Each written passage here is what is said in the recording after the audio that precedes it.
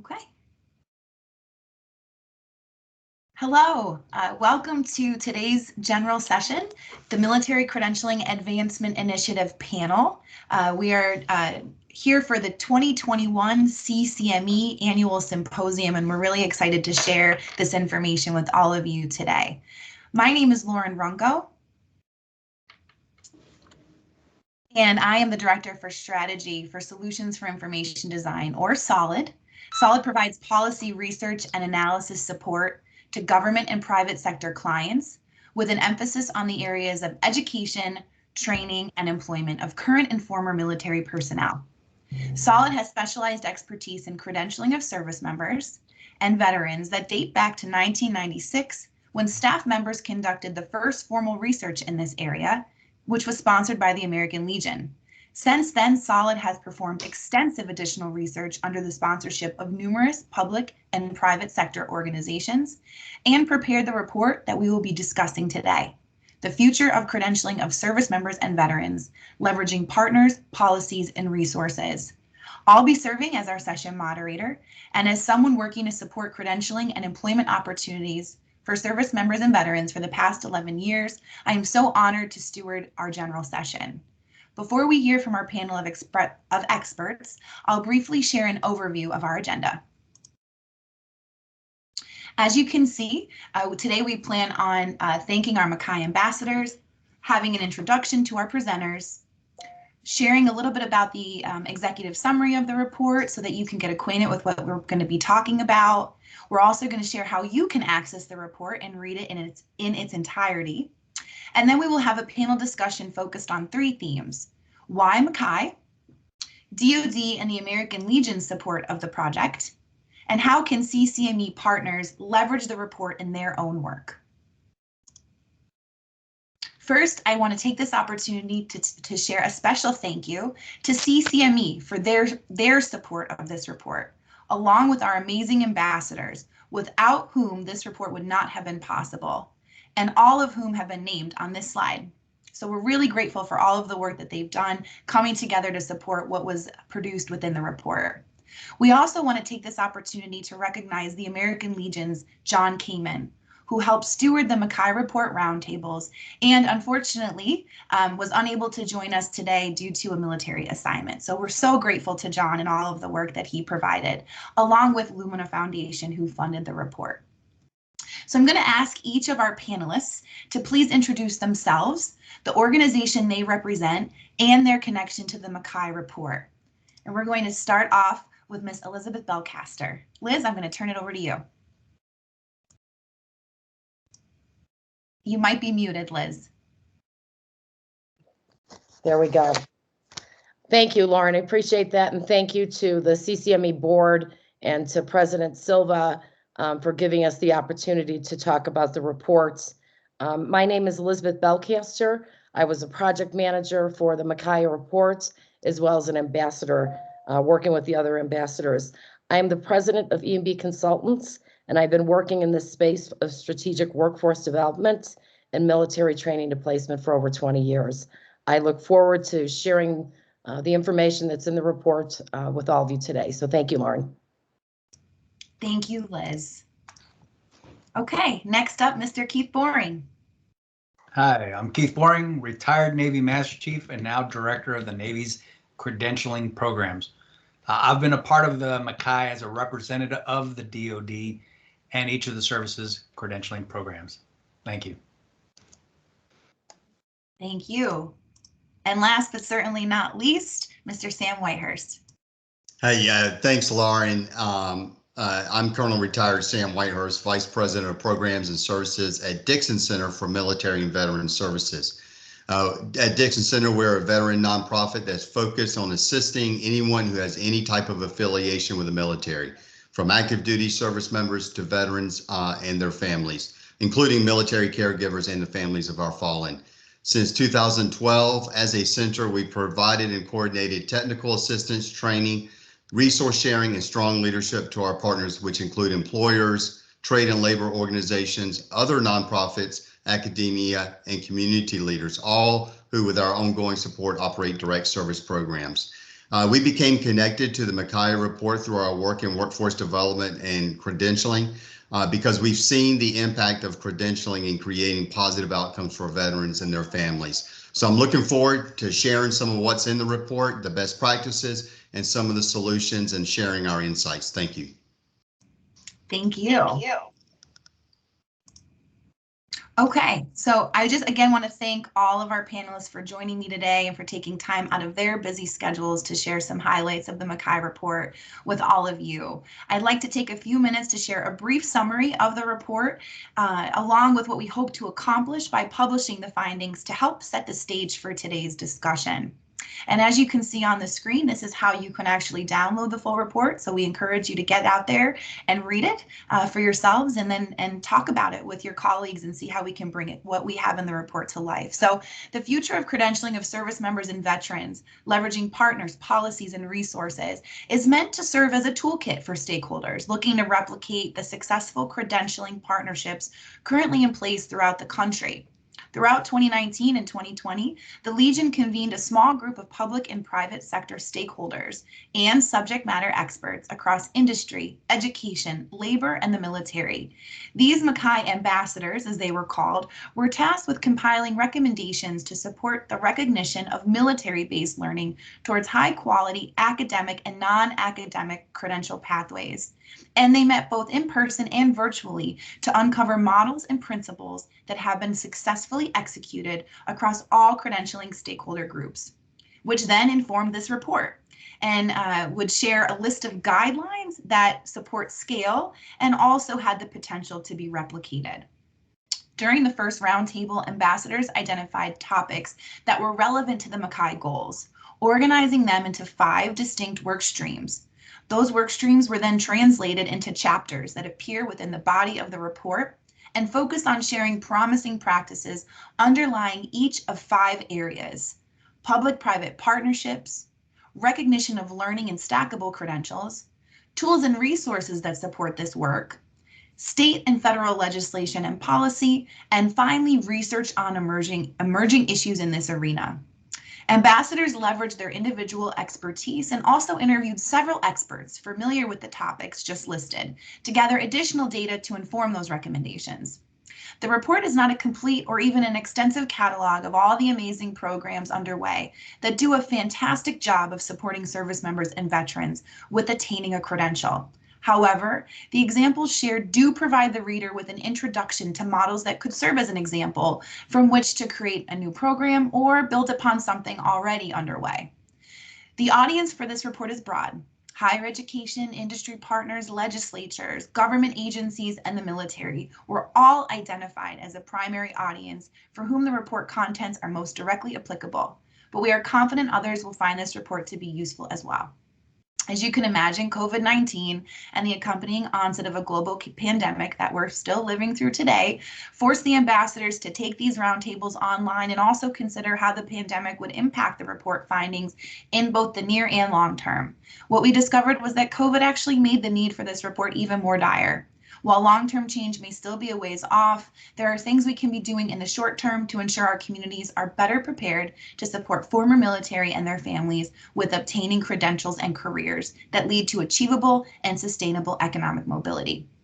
Not only is that good for the service member and their family, it's also good for our country as a whole. When a veteran is successful and can continue to make valuable contributions to the community where they live, especially when they can build upon the high quality skills obtained during their service, the next generation of servicemen and women can see the positive impact military service can have for them as well. So thank you again for joining our session today, and the American Legion does look forward to continuing this conversation throughout 2021 and beyond. Again, as a reminder, we're going to talk about 3 themes: why MCAI? We're also going to talk about public-private partnerships as the backbone of establishing successful programming.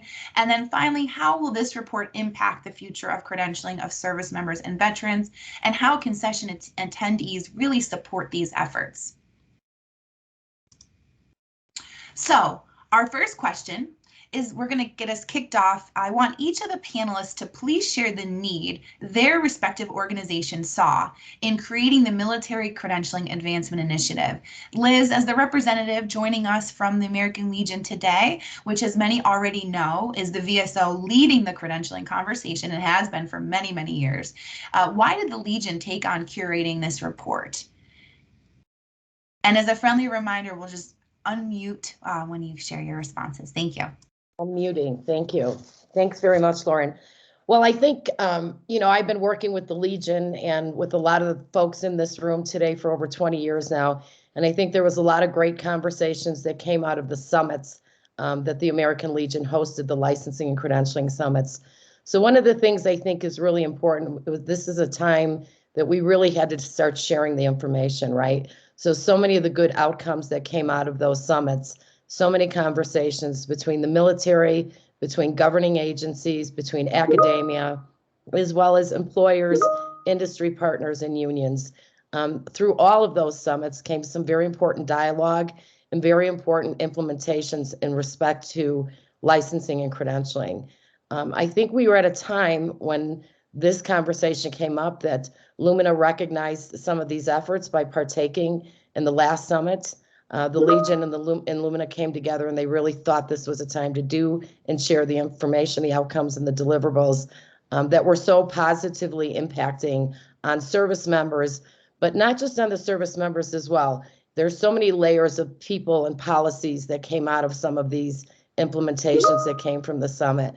This was really just shared information that others can utilize, other industries, other employers, other academic institutions, the military itself, learning about some of the tools that we can do on the civilian side that would better impact mission-oriented efforts as well. So I'm excited that we're here today to talk about it. I think the content in the report is very important.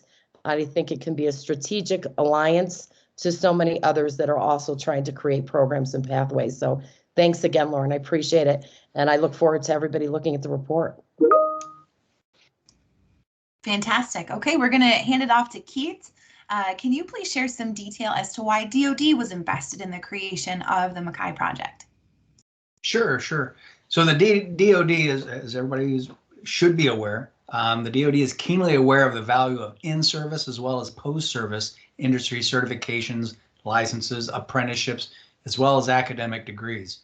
So while in service, credentialing plays a role in our workforce professionalization and force readiness. Post-service credentialing provides a means for veterans to attain careers that have value to the individual as well as society. Since all service members eventually leave service, the DoD remains dedicated to providing those credentialing opportunities while in service, which fulfills the service members' needs post-service. Thank you. Thank you, Keith. And then again, Sam, as the MCAI Report Ambassador joining us today, can you please share how each ambassador leveraged their subject matter expertise and why this group felt MCAI was important to the future of credentialing of service members and veterans? No, thanks, Lauren. Absolutely. And I just want to say that was a great point that Keith just made about the importance of credentialing to not only our veterans, but also our active duty service members.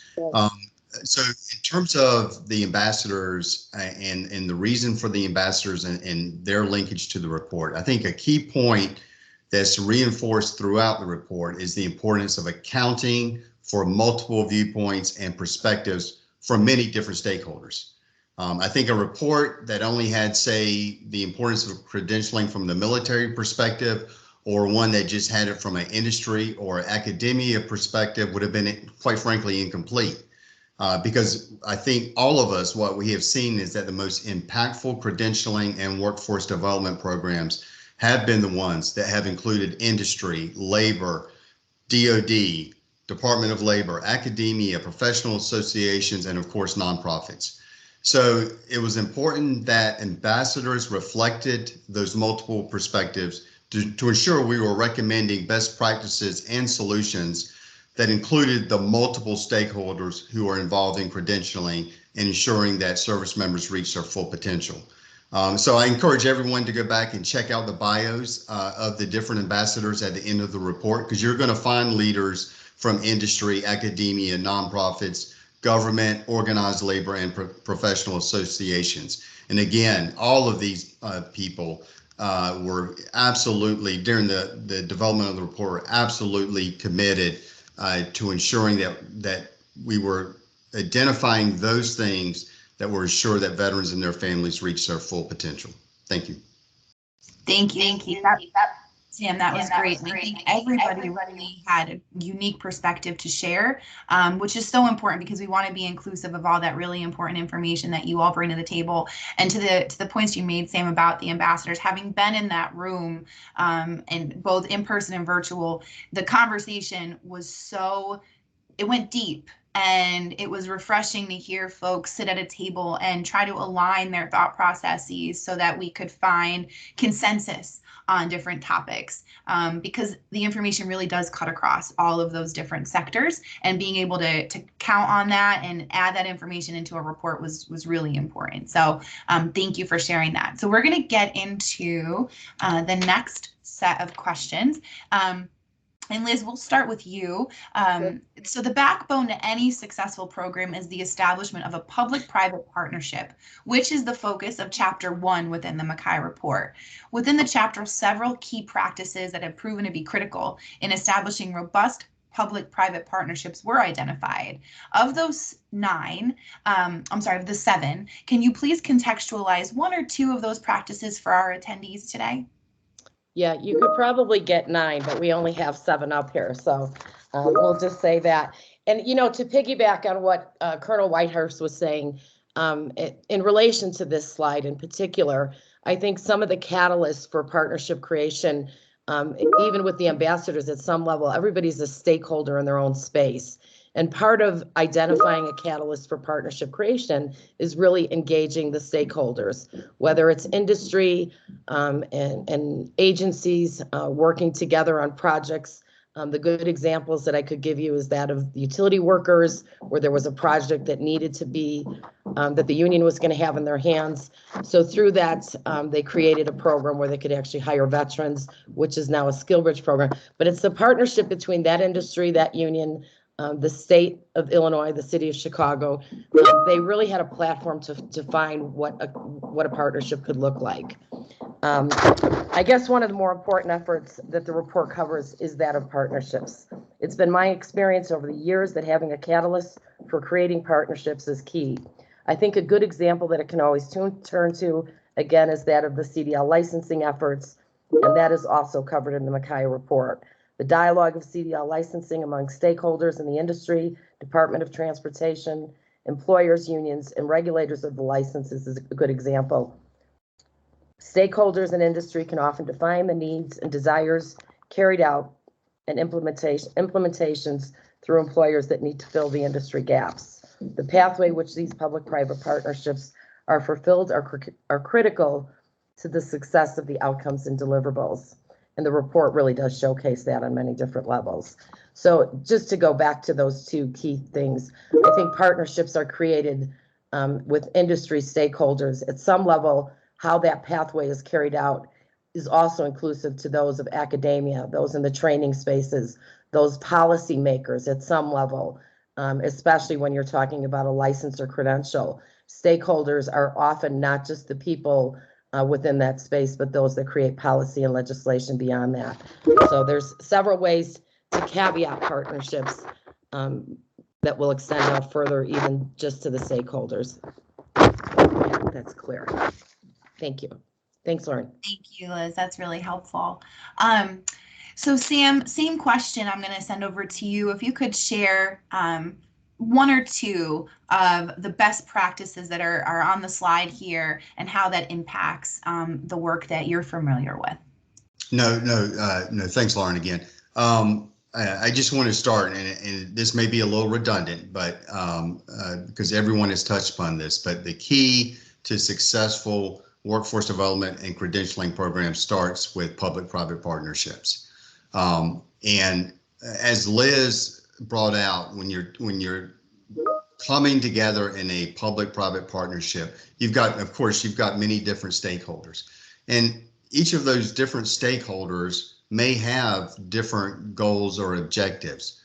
So I think when you take a look at the 7 features of success for a public-private partnership, this idea of developing clearly articulated goals and success measures, and then also addressing confirmed sustainability are critical. They're all 7 very important.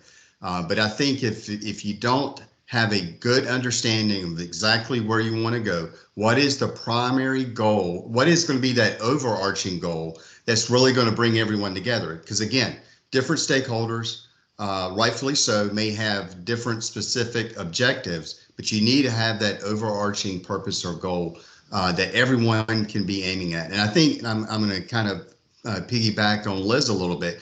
It really starts with that very first one, this idea of identifying the catalyst that brings everyone together. What is the problem we're trying to solve? I think if you can answer that question, the problem we're trying to solve, that really helps you get to what is going to be that overarching goal. And again, everyone can continue to focus on that. And I think it keeps people from getting off track and maybe getting focused on their own individual goals or objectives. So that's important. And I think it also leads into the 7th one, sustainability. Successful public-private partnerships have to have stakeholders who are invested in it. And I think that investment, again, starts with identifying what the problem you're trying to solve. And once you have done that, and everyone has a stake and they're invested, that really leads to long-term sustainability. Again, I won't go in details about this because there's a lot of great information in the report. But Liz mentioned 2 programs, the Teamsters Military Assistance Program and the Utility Workers Military Assistance Program. Those are two partnerships, which I think are just a great example of, you can see the 7 features of success in each of those. And really you see number 6 very clearly. Both programs identified what the problem they were trying to solve is, and then developed an overarching goal, not a goal that was just going to benefit the Teamsters or the utility workers or their private sector partners or their academic partners. It was really an overarching goal that drove everyone to that. And both of those programs have continued to be impactful and continue to be successful for several years now, which really speaks to their sustainability. So I mean, I know I'm probably going on too long, but I encourage everyone, go back and look in the report. There's greater detail about those particular programs and other partnerships as well, where you can see these 7 features clearly borne out. Excellent responses from you both. I think it's very clear that there's a lot of really robust information in chapter 1, really in the entire report, but using that as the kind of foundation for everything else, starting there and digging in and understanding. I think it's obvious public-private partnerships are vital, but understanding how to create a partnership that is going to be successful and sustainable and is going to address problems that arise is really important. And I think the MCAI report does get into a lot of detail around that. Yeah, Lauren, before you get to the next slide too, I do want to reiterate that even if you look at, for those audience members that are viewing this particular panel, if you look at these 7 features of success, at some level, if you're going to create a program, this is kind of the outline for it. This is really just the good, a little bit of good information on this particular slide that you'll see throughout the reports that manifests in every chapter that we have in the report. We talk about the good programs that have good successful outcomes and deliverables that are in the report, but there's other things like the Skill Bridge program, quite frankly. It's in a different lane, right? But it feeds the needs and the desires to fill gaps for transitioning service members. And the same thing with those industry, filling the gaps and at some level, finding, some resolve with the partners that you have to get to that pathway, and that pathway becoming the caveat to create some successful outcomes. And I can't stress enough about the defined partner roles and responsibilities that I didn't really lean into, Lauren. But it's super important that at the forefront of this, everybody knows what their roles are.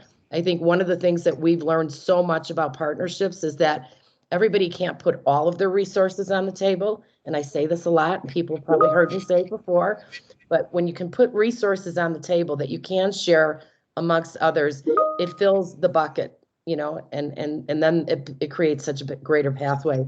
But the roles that the partners have is very important too. So I didn't mean to jump over that, but no, Yeah, thanks, It's Lauren. important pieces of information for attendees to hear. So thank you for sharing.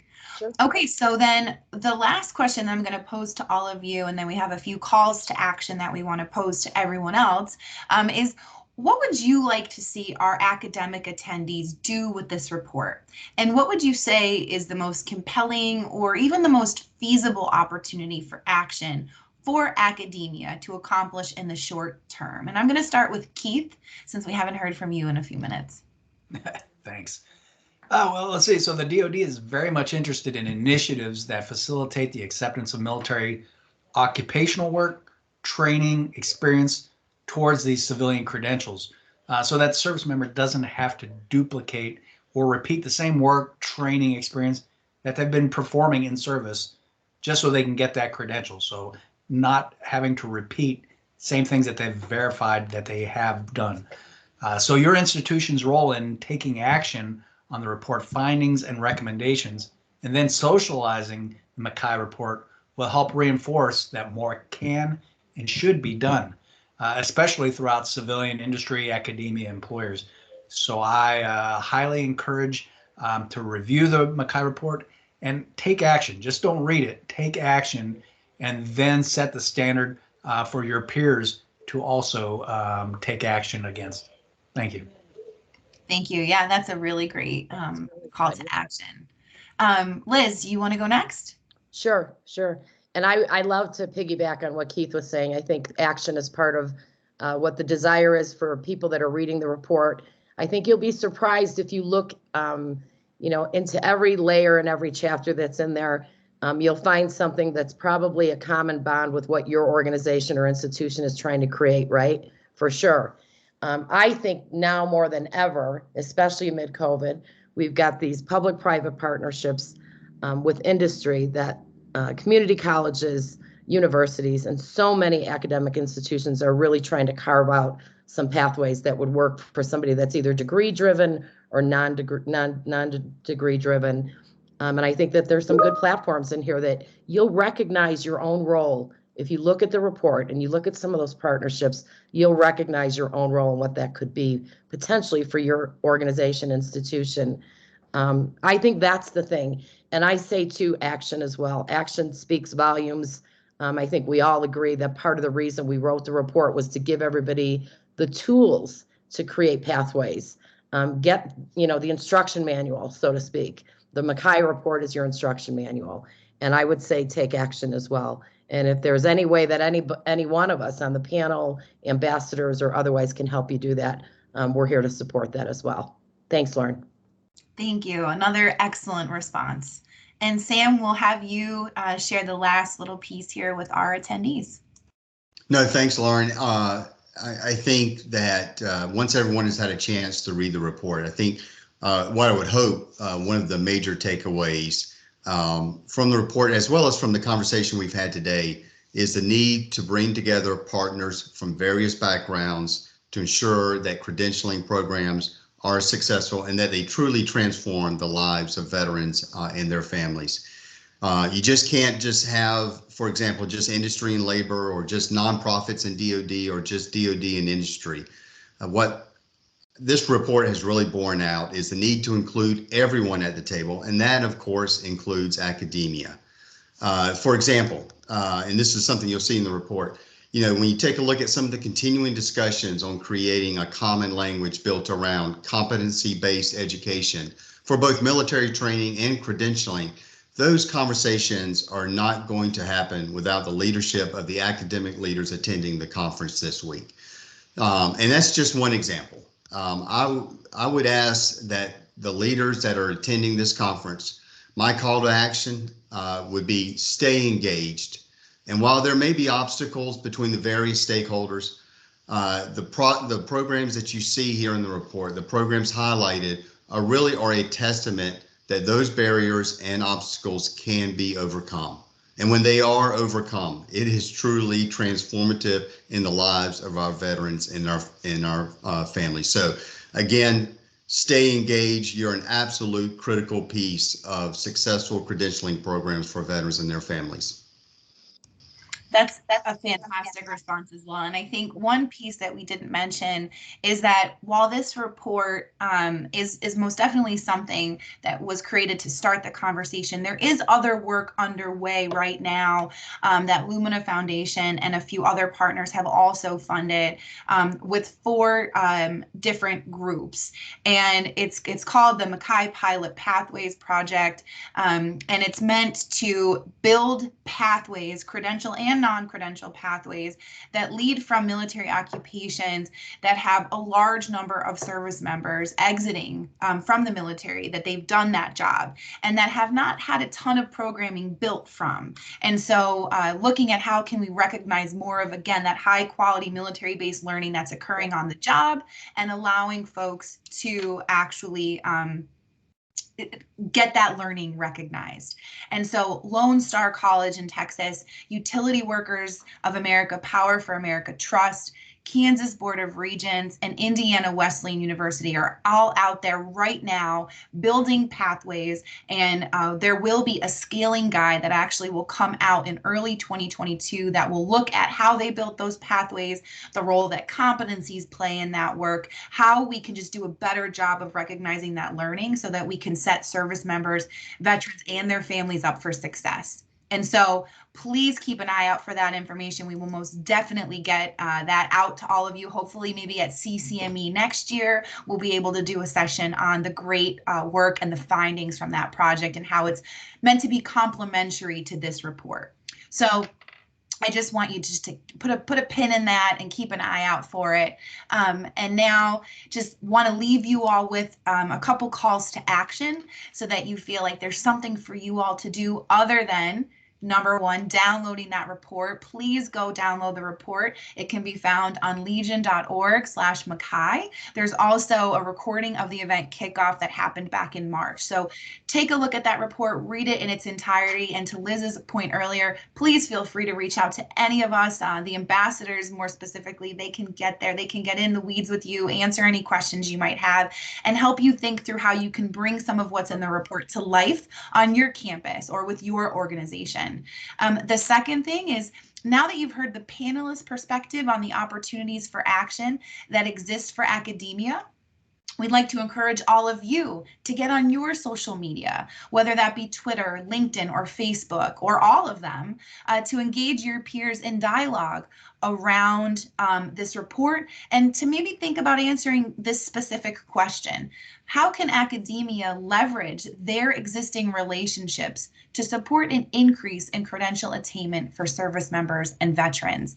And when you do get on there and you do answer that question and you hear from your peers what they're doing, steal those ideas, right? We don't need to recreate the wheel. Take what's working for others and see how you can make it fit what you're doing. And don't forget to hashtag MCAI report so that we can track all of that great dialogue as well and reshare it and amplify the important messages that you all share. And then finally, and then I'll open it up to our panelists so they can share one last piece of advice with all of you before we close today. Please register for tomorrow's MCAI concurrent session. It'll be on Wednesday, June 16th at 10:15 a.m. It will also be recorded. So for those that are unable to make it, you can go back and watch it at a later date. And that session is called How Can Better Recognizing Military-Based Learning Lead to an Increase in Incremental Credentials for Service Members and Veterans? We're really going to focus in on chapters 2 and 3 of the report and share some more findings that are very relevant to our audience. So with that, I'm going to open it up. We'll do a round robin really quick so you all get the last say. Sam, we'll start with you since you tend to kind of close us out the last few times. Sure. No, I would just say just stay engaged. This work is so important. Everyone who's been involved in this work has seen what credentials have done for our transitioning service members, for veterans, and for their families. Like I've said this before, but it really is transformative. So I encourage everyone, please stay engaged. Just stay engaged. Your input is incredibly valuable and important to this work. Thank you, Liz. Yeah, I think the same thing. I do want to reiterate some of the launch of those other projects, Lauren, that Lumina did. I think that's going to be exciting to see the outcomes from that. Those are also stakeholders from all tracks, right? From academia, from the unions, from employers. So that'll be interesting to follow up. I also wanted to remind everybody that the Legion itself, amid COVID, is still going to be hosting another summit, I think come August. And then in June, we're going to be doing another launch to talk about some of the findings in the report. And that's going to be a specific roundtable for SkillBridge. We'll talk a little bit more about that tomorrow, but that's going to be on June 29th too. So if anybody's interested in attending that, they can shoot you an email, Lauren or myself, and we'll get them an invite to it. So thanks again. Appreciate it. Thank you. Keith, you get the last word. Ah, great. Well, our uniformed service members are on job, so they're deployed. They're meeting the mission and protecting and defending our nation. And our veterans have already met that or fulfilled that goal. So it's incumbent upon us, all of us, including you, to help realize what can happen and what should happen to make sure that we provide our service members that's still in uniform as well as has served in uniform to leverage what they've done to best prepare them for that career that they desire. Thank you. Beautifully said. Thank you so much. Again, Keith, Liz, Sam, we couldn't have had a session today without your expertise and your valuable input. So thank you so much. And thank you for all of those that tune in to this MCAI Report General Session. Please feel free to reach out with any questions, read the report, get involved, and enjoy the rest of 2021 CCME Annual Symposium. Thank you so much. Thanks, Lauren. Good job. Thanks, everybody.